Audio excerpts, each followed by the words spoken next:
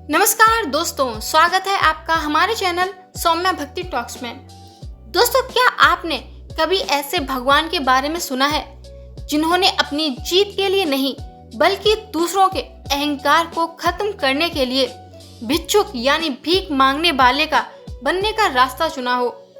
ये कहानी एक ऐसे दानवीर की है जिसके पास सब कुछ था, दौलत, शोहरत और शक्ति, लेकिन एक छोटी सी गलती ने उसे सब कुछ छीनने के कगार पर ला खड़ा कर दिया। दोस्तों, आज हम बात करेंगे भगवान विष्णु के उस अवतार की जिसने केवल 3 कदम में ही दुनिया को नाप लिया। ये है वामन अवतार की पूरी कहानी। ये बात है सतयुग की। असुरों के राजा थे महाबली। नाम में ही बल था और काम में भी। बलि ने इंद्रलोक पर कब्जा कर लिया था। राजा बलि का दिल बहुत अच्छा था।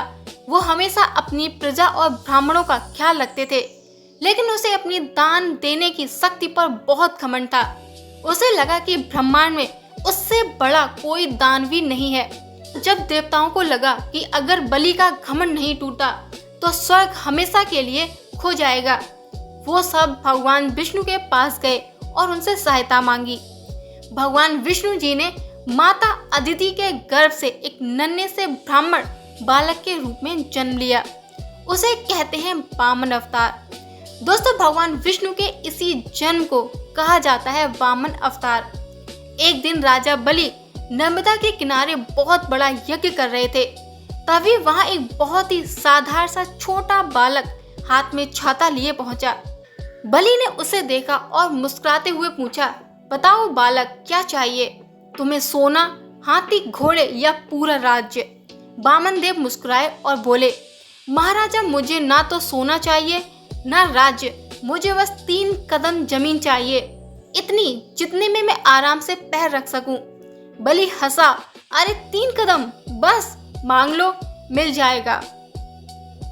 जैसे ही बलि ने कहा तथास्तु, वो छोटा सा बालक देखते ही देखते आसमान जितना बड़ा हो गया। उसका एक पैर बड़ा तो पूरी धरती नाप ली, दूसरा पैर बढ़ा तो स्वर्ग और सारे लोक नाप लिए, और तीसरा पैर रखने के लिए जगह ही नहीं बची। वामन देव ने राजा बलि से पूछा, बलि 2 कदम में सब कुछ आ गया, अब तीसरा कदम कहाँ रखूं? बलि समझ गए कि ये कोई मामूली बालक नहीं है, साक्षात नारायण है। उसने अपना सर झुकाया और कहा, प्रभु, तीसरा कदम मेरे सर पर रख दीजिए। और बस वही पल था जहां असुर राज का अहंकार पूरी तरह से राख हो गया। यहाँ राजा बलि ने सब कुछ खोकर भी सब कुछ पा लिया था। भगवान ने उसे पाताल लोक का राजा बना दिया और हमेशा के लिए उसका रक्षक बन गए। दोस्तों, वामन अवतार हमें ये सिखाता है कि अहंकार चाहे कितना भी ऊंचा क्यों ना हो, भगवान की एक नजर उसे मिट्टी में मिला सकती है। और जब हम अपना अहंकार भगवान के चरणों में रख देते हैं तो वो हमें खाली हाथ नहीं बल्कि अपनी शरण में ले लेते हैं। क्या आप जानते हैं राजा बलि कौन थे? त्रेता युग और सतयुग के संधि काल की ये कथा है। प्रहलाद के पौत्र राजा बलि एक बहुत ही न्यायप्रिय और दानवीर असुर राजा थे। बलि के शासन में असुरों का प्रभाव बढ़ गया था, जिससे स्वर्ग का संतुलन बिगड़ गया था। बलि ने 100 अश्वमेध यज्ञ करने का संकल्प लिया था। यदि वो 100 यज्ञ पूरे कर लेता तो उसे कोई भी शक्ति नहीं हरा सकती थी। वामन देव ने ठीक 99 यज्ञ के अंत में आकर उसकी पूर्णता को रोक दिया। जब वामन देव दान मांगने आए तो राजा बलि के यहाँ तक असुरों के गुरु शुक्राचार्य ने राजा बलि के कान में उनसे कहकर उन्हें सावधान भी किया था कि ये कोई साधारण बालक नहीं है बल्कि साक्षात भगवान विष्णु है। इन्हें दान का वचन मत दो, वरना सब कुछ खो देंगे। बलि ने अपने गुरु से कहा, गुरुदेव, यदि साक्षात नारायण मुझसे दान मांगने आए हैं तो मेरा जीवन सफल हो गया। चाहे मुझे अपना सब कुछ खोना पड़े, मैं अपना वचन नहीं तोड़ूंगा। भगवान वामन ने पहले पग में पूरी पृथ्वी और 7 लोक ले लिए, दूसरे पग में पूरे अंतरिक्ष और स्वर्ग का विस्तार। तीसरे पग जब बलि ने अपना सिर आगे किया तो भगवान विष्णु ने केवल पैर नहीं रखा बल्कि अपने उस पैर से बलि को मोक्ष का द्वार दिखाया। ये बलि के दंड का नहीं बल्कि आशीर्वाद था। बलि ने पाताल यानी तुल्लक लोक को अपना घर बनाया। भगवान विष्णु ने बलि को वचन दिया कि वे स्वयं उसके महल के द्वारपाल बनकर रहेंगे। दोस्तों, यही कारण है कि आज भी राजा बलि की स्मृति में ओणम का त्योहार मनाया जाता है, जहां राजा बलि का स्वागत किया जाता है। राजा बलि का अपने गुरु के मना करने के बावजूद वचन न तोड़ना एक महान व्यक्तित्व की पहचान है। व्यक्ति कितना भी दानवीर क्यों ना हो, यदि उसमें मैं का भाव आ जाए तो वो पतन का कारण बनता है। भगवान कभी भी किसी का बुरा नहीं करते। बलि का राज्य छीनना वास्तव में उसके अहंकार का अंत था, जिससे उसका कल्याण हुआ। दोस्तों, भगवान विष्णु जी का स्वरूप केवल एक रूप नहीं है, बल्कि एक गहरा दर्शन है। उनका नीला रंग असीम आकाश और अनंत समुद्र का प्रतीक है, जो ये दर्शाता है कि वे अनंत हैं। वे क्षीर सागर में शेषनाग पर सोते हैं। शेषनाग समय यानी टाइम का प्रतीक है और भगवान विष्णु जी उस समय के ऊपर नियंत्रिता के रूप में स्थित हैं। भगवान विष्णु का शंख ये सृष्टि की आदि ध्वनि यानी ओमकार का प्रतीक है। उनका सुदर्शन चक्र ये मन की गति और अहंकार के विनाश का प्रतीक है। उनका गदा ये दैवीय शक्ति और कर्म के फल का प्रतीक है। पद यानी कमल ये शुद्धता और आत्मा का प्रतीक है, जो कीचड़ यानी संसार में रहकर भी खिलता है।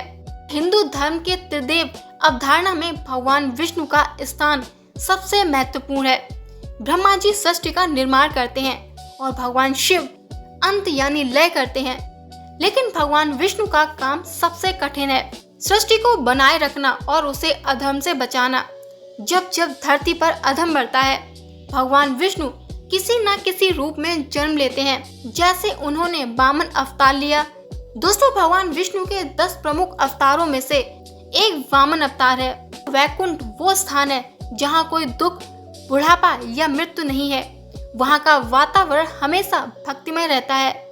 ये जगह एक ऐसी मानसिक शांति का प्रतीक है जिसे हर इंसान अपने अंदर पाना चाहता है। भगवान विष्णु के अन्य नाम नारायण यानी नार, जल में शयन करने वाले, जगन्नाथ पूरे जगत के स्वामी, पुरुषोत्तम यानी पुरुषों में उत्तम, जो मर्यादा और धर्म का पालन करते हैं। तो दोस्तों, वामन अवतार की लीला सुनने से पहले ये जानना बहुत जरूरी है कि भगवान विष्णु आखिर क्या है, कौन है। वे केवल एक देवता नहीं, बल्कि इस पूरे संसार के पालनहार हैं। पुराणों में उन्हें नारायण कहा गया है, जिसका अर्थ है जल में निवास करने वाले। जब भी दुनिया में अहंकार बढ़ता है या धर्म कमजोर पड़ता है, तो यही पालनहार अलग अलग रूपों में आकर दुनिया को संतुलन सिखाते हैं। उन्हीं रूपों में से एक लीला है वामन अवतार की। तो दोस्तों, ये थी भगवान विष्णु के वामन अवतार की अद्भुत लीला, जिसने न केवल राजा बलि के अहंकार को तोड़ा, बल्कि हमें जीवन का एक बहुत बड़ा सत्य भी सिखाया। पहली सीख, अक्सर हम अपनी सफलताओं के नशे में ये भूल जाते हैं कि हमारे पास जो कुछ भी है, वो चाहे हमारी बुद्धि हो, हमारा धन हो या हमारी शक्ति, सब कुछ ऊपर वाले की ही देन है। राजा बलि भी एक महान राजा थे, लेकिन एक छोटा सा अहंकार उन्हें पतन की ओर ले जा रहा था। भगवान विष्णु ने वामन बनकर उन्हें दंड नहीं दिया, बल्कि राजा बलि को उनके अहंकार से मुक्त किया। दूसरी सीख, वामन अवतार हमें ये भी सिखाता है कि जो हम ईश्वर को समर्पित करते हैं, वही वास्तव में हमारा होता है। राजा बलि ने जब अपना अहंकार, अपना राज्य और अंत में अपना सर प्रभु के चरणों में रख दिया, तो भगवान ने उसे खाली हाथ नहीं लौटाया, बल्कि उसे पाताल लोक का स्वामी बनाकर अपना अनन्य भक्त बना लिया। दोस्तों, अंतिम बात, भगवान विष्णु हमारे पालनहार हैं। वे हमेशा हमारे कर्मों पर नजर रखते हैं। दोस्तों, आज की इस भाग दौड़ भरी जिंदगी में हमें भी वामन देव के उस समर्पण को अपने अंदर उतारने की जरूरत है। याद रखें, झुकना कमजोरी नहीं, बल्कि भक्ति की सबसे ऊंची अवस्था है। अगर आपको भगवान विष्णु की ये पावन कथा पसंद आई हो, तो वीडियो को लाइक करें और कमेंट्स में जय श्रीमन नारायण लिखना ना भूलें, और ये वीडियो अपने परिवार और दोस्तों के साथ शेयर करें। अगर आप हमारे वीडियो पर नए हैं, तो हमारे चैनल को सब्सक्राइब करना ना भूलें। मिलते हैं एक और ऐसे ही आध्यात्मिक वीडियो के साथ। तब तक के लिए ओम नमो भगवते वासुदेवाय नमः।